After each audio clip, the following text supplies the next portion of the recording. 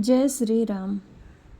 अयोध्या में सरयू नदी का विशेष महत्व बताया जाता है। अयोध्या नगरी सरयू नदी के किनारे बसी है। भगवान राम की इस नगरी में सरयू नदी का विशेष महत्व बताया जाता है। सरयू नदी में स्नान के महत्व को तुलसीदास ने रामचरितमानस में बताया है। सरयू नदी अयोध्या के उत्तर दिशा में बहती है। ऐसा कहा जाता है कि सरयू नदी में स्नान मात्र से ही सभी तीर्थों का पूर्ण फल प्राप्त हो जाता है। ब्रह्म मुहूर्त में सरयू नदी में स्नान करने को लेकर कहा गया है कि जिसने सरयू नदी में स्नान कर लिया उसने सभी तीर्थों के दर्शन कर लिए। पौराणिक कथाओं के अनुसार सरयू व शारदा नदी के अलावा भगवान राम के पूर्वज भागीरथी ने सरयू नदी में भी गंगा का संगम कराया था।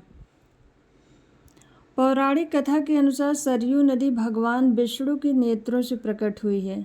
शंखासुर दैत्य ने वेदों को चुराकर समुद्र में छुपा दिया था। वेदों की रक्षा करने के लिए भगवान विष्णु को मत्स्य रूप धारण करना पड़ा था।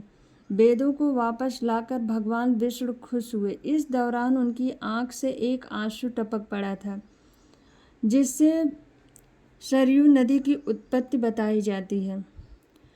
ब्रह्मा जी ने उस आंसू को एक मानसरोवर में डाल दिया।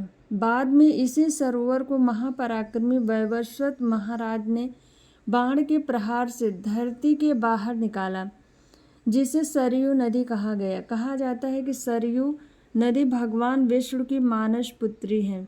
सरयू नदी को धरती पर ऋषि वशिष्ठ लेकर आए थे। कहा जाता है कि भगवान शिव ने सरयू नदी को श्राप दिया था। आखिर क्यों? भगवान राम ने सरयू नदी में ही जल समाधि ली थी। भगवान राम के समाधि लेने पर भोलेनाथ नाराज हो गए थे। इसके लिए उन्होंने सरयू नदी को दोषी माना था, जिस कारण से उन्होंने सरयू नदी को श्राप दे दिया कि तुम्हारा जल किसी भी मंदिर में चढ़ाने के काम नहीं आएगा और किसी भी पूजा में तुम्हारे जल का उपयोग नहीं किया जाएगा। जिसके बाद सरयू ने भगवान शिव से अपना दोष पूछा। भगवान शिव ने कहा कि श्राप तो खत्म नहीं हो सकता, पर जो तुम्हारे जल से स्नान करेगा वह पापों से मुक्त हो जाएगा।